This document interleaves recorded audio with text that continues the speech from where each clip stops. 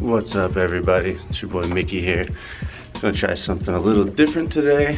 It is 6 a.m. I am leaving the Hampton Inn Hotel. I'm actually headed down to breakfast. I'm gonna grab a bite to eat, and we're gonna actually take you on a trip today with me as sort of a background story as to what goes into preparing a race car and a driver to compete in a drifting event or a pro-am event. In my case, it's TJ. So yeah, man, so I'm gonna head down and get some breakfast, and we'll catch up with you in a minute.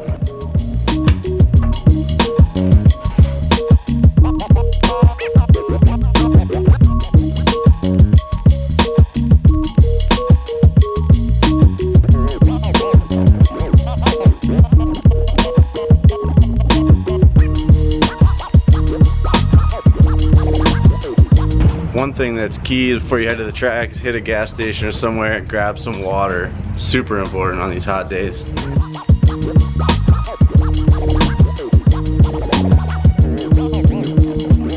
So I personally like to get to the track early. I think TJ does too. Allows you to get settled, get your car ready, and not have to hustle or rush. And it also gives you a chance to walk the track, which is super important. A lot of drivers do it, some don't, but it really gives you a chance to get out on the course when you're not in your car and actually see where you want to place the car, and it gives you kind of a better idea of how big the track is and kind of where everybody else's lines are. So we're gonna do that now. Thing is, the outer edge of the track is actually still there's like quite a bit of dirt, and once the tires actually hit that dirt, it's like, I don't know about, I wouldn't call it ice, but it's pretty slippery. You definitely feel the rear end. So yeah, so on this outside zone, they want you out by these, obviously these 3 cones are off track quite a bit, but that's the area where they want the car sweeping through.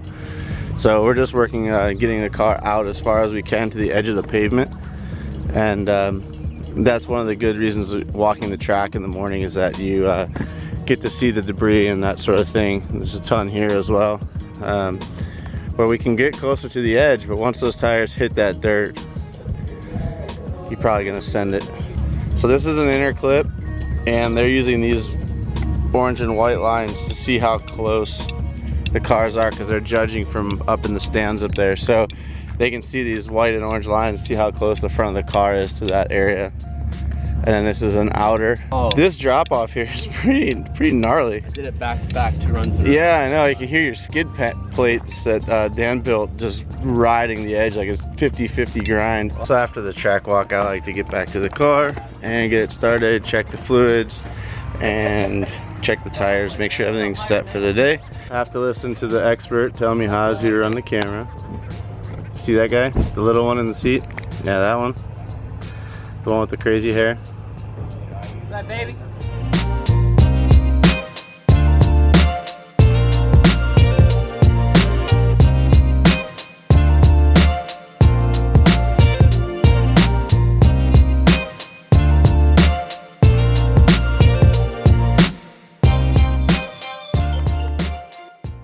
So the driver's meeting's still going on, but I stepped away.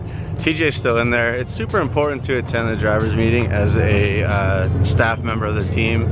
Not everybody needs to go, but basically the guy that communicates with the driver. It's really important to be there because you get to understand what the judges are after and what they want the drivers to do throughout the course.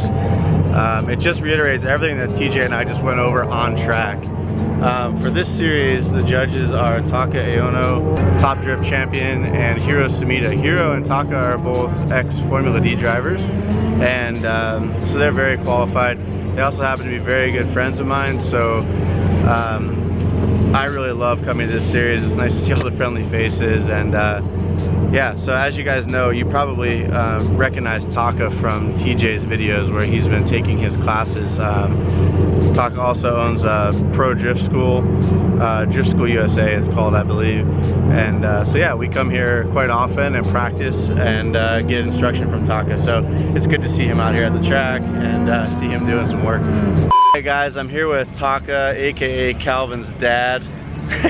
You guys probably recognize him from TJ's videos. So he's been coaching TJ a lot. He's also one of the judges at the Pro-Am here where they're preparing drivers to potentially go on to Formula Drift. So Hey Taka, I'm making a video about what happens behind the scenes and all the people that work behind the scenes with the drivers here at these events. You've been a pro driver with a fully supported budget and team, and you've also been a privateer in the Formula Drift ranks. Is there anything that stands out to you that you know, is different here as opposed to a pro driver? Well, let's see. The pro drivers, you don't have to. Well, ideally, you don't have to touch the car. Right. But in reality, unless you are fully sponsored by a big team, Yep. it's not gonna happen. Then you Right. end up doing almost like every role you can possibly think.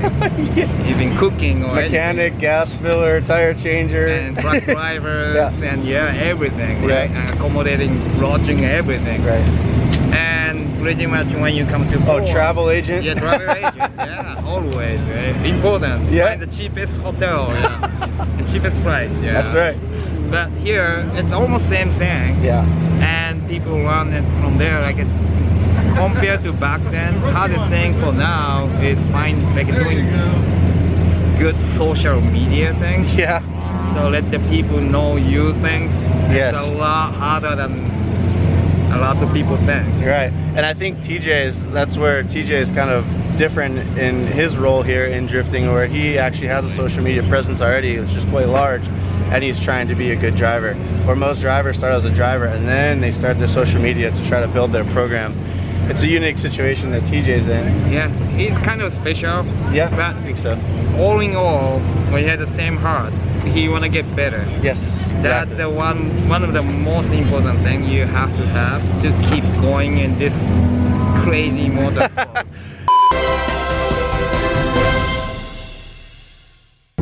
So basically, me and TJ are here competing, and then we have these chotches with us, and this is what they do.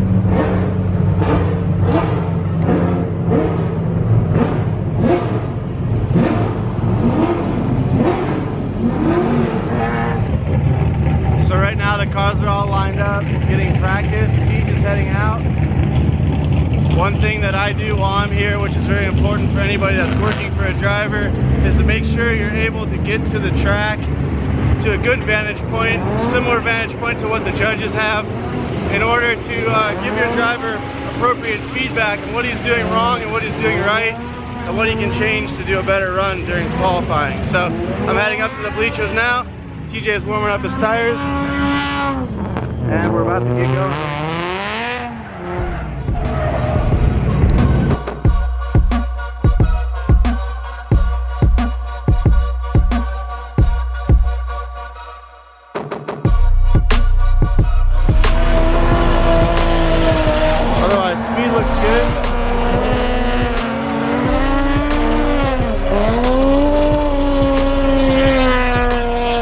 What I've done is I've walked back halfway to the pits.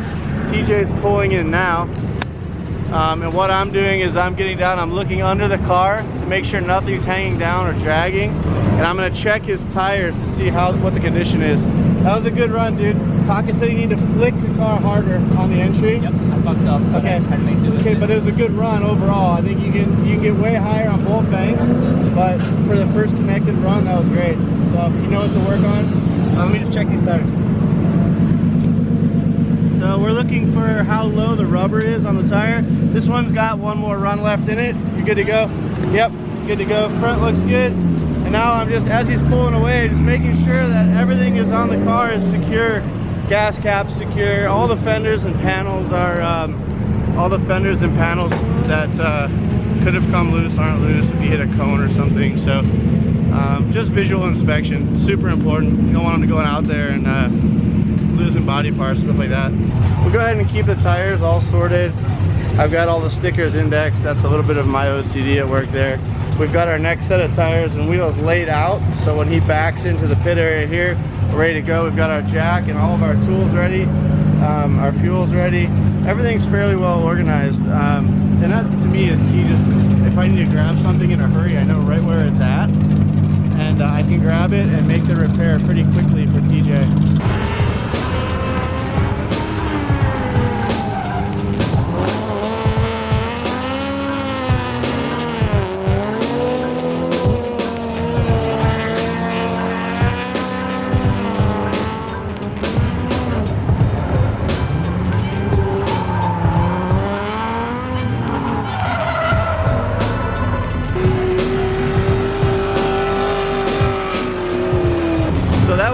example of a run that I'm watching just to see what these two drivers are up to, making mental notes.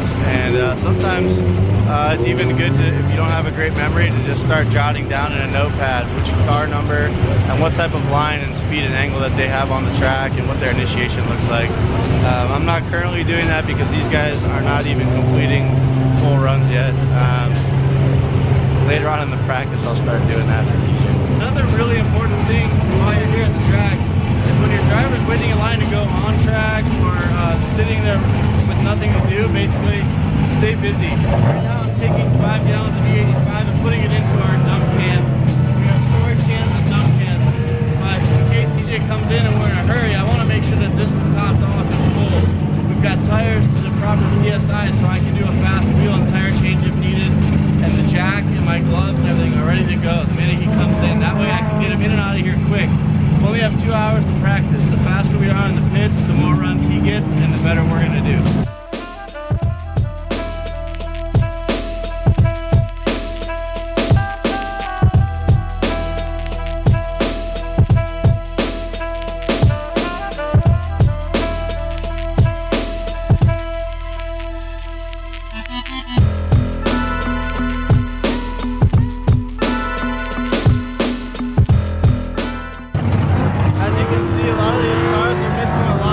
Panels and a lot of broken stuff.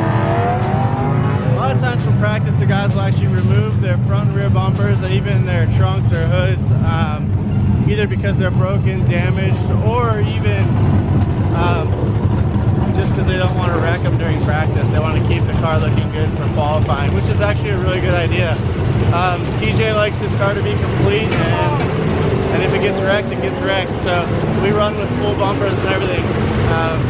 I also like it. So a few minutes later, here we have the judges tower. They're on top of this building so that they can get a bird's eye view of the track and see all of the inner outer clipping zones and touch and goes and basically every aspect of the track, and also hear what the cars are doing.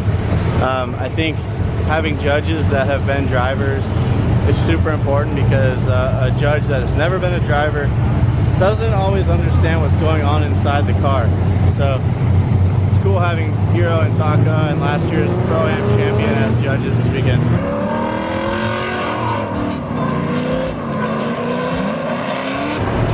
Stick it, stick it, stick it, stick it.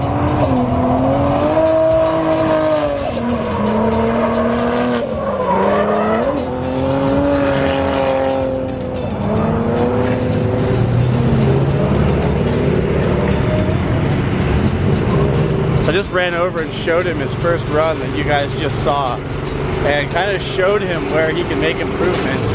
And yeah, so I basically just showed him that, and I kept a very calm, collected voice and mannerisms with him just to keep him calm and not get him wound up, and showed him what he needed to fix. So hopefully he'll get into his happy place and get out there and fix those couple bobbles and be good to go.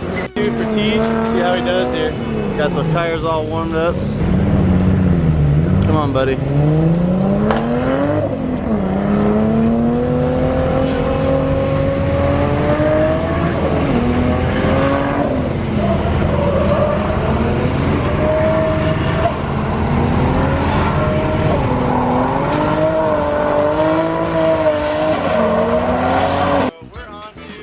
Top 16. TJ qualified 11, so he's in line right now to get started. He's looking pretty chill. He's got his headphones on. And makes me feel good. It means I did my job. He's comfortable. He's ready to go. And that's the most important thing. Car's ready. I had it all gassed up, fresh tires, tire pressure's dialed, checked the oil, got everything sorted before he even got back to the driver's meeting. So he's ready to rock and roll. He's comfortable. He's got his earphones on, listening to music. That makes me happy. That means I'm doing my job. And hopefully he's in his happy place so he can get out there and kick some ass in the tandems. One eternity later. And the part of the day I hate the most, cleanup time after you get knocked out of competition. You're already bummed out as it is, but you got to put a smiley face on for your driver, let them know they did a good job, and then the bittersweet part of being the guy that has to clean everything up. You know? luckily we got a Calvin and a Dustin here today. They're helping as well. And yeah, so that's it. We're gonna clean up. That's been it of the day. I hope you've enjoyed this little vlog of a behind the scenes of what a guy does that doesn't drive a race car but goes to the track with the race car driver. Till next time.